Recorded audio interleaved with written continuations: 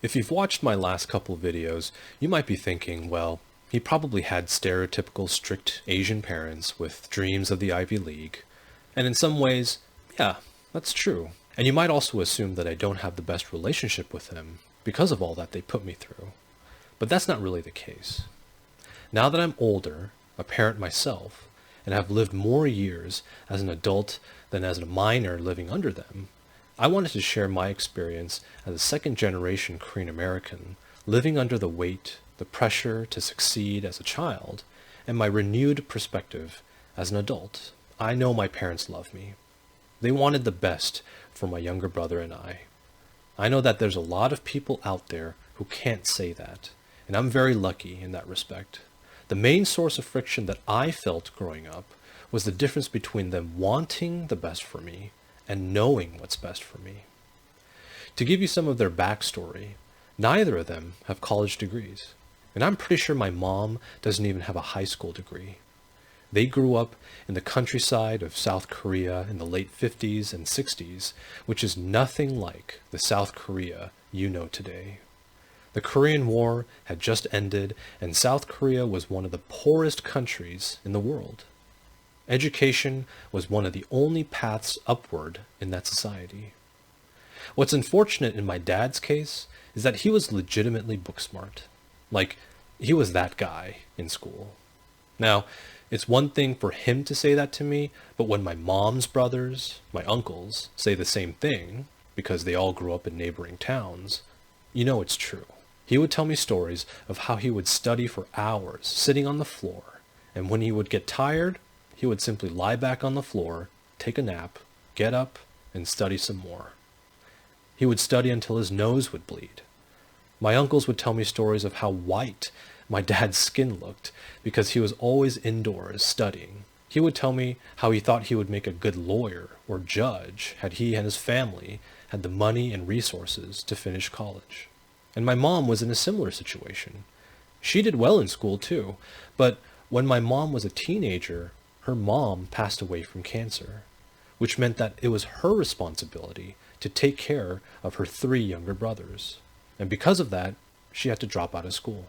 So with 2 parents who both have chips on their shoulders regarding what could have been, had they received the education they both wanted, and experiencing life as an immigrant in the US, where they didn't know the language, the culture, the customs, and did not have degrees, skills, or family resources to fall back on, you can imagine the pressure that my younger brother and I faced all throughout our childhood. One consequence of this is that as a kid, I never felt like I was good enough. My parents rarely gave me praise or encouragement for my achievements because the focus was always on the next achievement, the next performance. And I know this because, as an adult, they've told me this was the reason they rarely praised or encouraged me, and have since apologized for it. Which I am grateful for, although I joked to them that it came about 30 years too late. And while as an adult I understand their motivations now, this feeling of not being good enough still rears its ugly head to this day. Whether I should have a job with a fancier title, or be making more money, or accomplishing something, anything more than what I'm currently doing now. And during my 20s, when I was trying to figure out what I wanted to do in life, and I could see others around me who looked like they knew what they were doing, it led me to some very dark places. I think on some level, I've always lived with anxiety and depression, but that's when I felt just how severe it could get. Thankfully, my wife is a mental health therapist and just an amazing spouse overall, so I've become a lot better about letting these thoughts get the better of me. But it just underscores how the explicit and implicit messages you receive from within the home shape how you perceive yourself. The irony in all of this is that because I received a relatively high level of praise in school, school was very motivating for me. It made sense to me. If you study and perform well, you get praised by teachers. You get attention. And so in a lot of ways, school was not difficult for me. If it's the way you get noticed and seen, especially as a child, you'll do anything to get that. And so I always did well in school, not necessarily for the love of learning, but because it filled a need within me that I wasn't getting at home. Looking back, what I wish could have been different was not necessarily less pressure to succeed or less activities, but more encouragement, more praise. You see, my parents fell victim to what I call overcorrecting. Maybe there's a more scientific term for it, I don't know. And it happens to a lot of us. You see, they wished their parents were more focused on their success, their outcome in life, but because they didn't or couldn't, my parents looked to correct what they lacked in their upbringing in my upbringing. The problem is that I, as a child, did not have the psychological or emotional capacity to carry the wounds of their childhood. No child does. So my message to you is this: if you have felt a lack from your parents, do not solve it through your children. Your lack, your issues, your traumas are yours, not your child's. It is your responsibility to address those things within your life and not anybody else's. Sometimes it can be hard to notice these things within ourselves. One thing you learn as you get older, especially once you get married, is that we miss things about ourselves. We don't know things about ourselves. But my guess is that if you've lived long enough, you can see overcorrecting in others, especially if you know them well. Whether it's the parent who doesn't discipline their child because they themselves were disciplined too harshly growing up, or the helicopter parent who wasn't seen as a child themselves. Therapy can help. Prayer can help. The book of Psalms has a prayer that says, "Search me, God, and know my heart. Test me and know my anxious thoughts.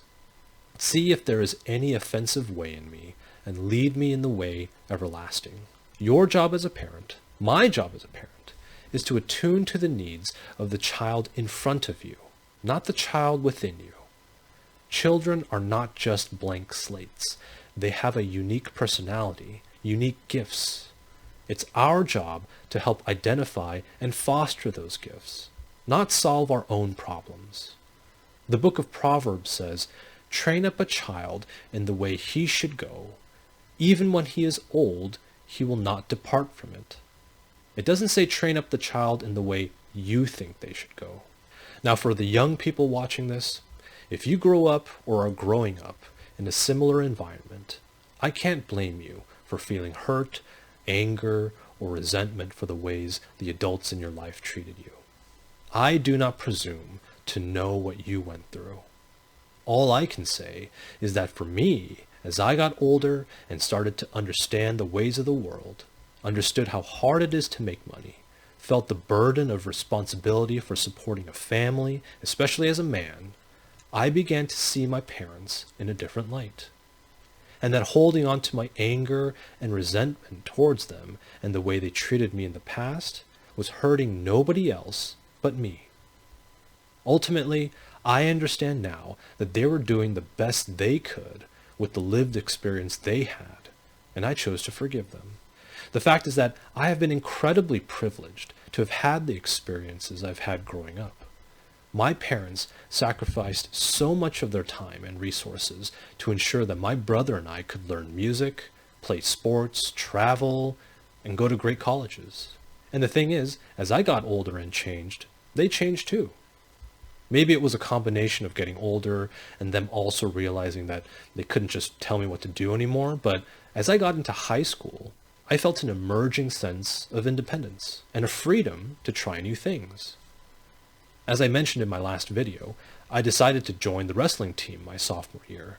I taught myself how to play the guitar, and when it came to college application season the summer before my senior year, they largely let me do it all on my own. Apart from taking me on some college visits, they didn't micromanage the application process. They never asked to read my essay or resume. They left me alone.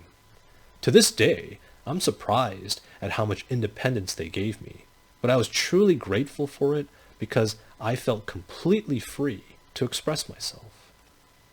As a result, the college application process was very enjoyable for me. I enjoyed writing my essay, which was about how much I hated playing the piano, which I played since I was 5 years old, but how grateful I was to my parents for making me learn it, all within the context of my very last piano recital in high school.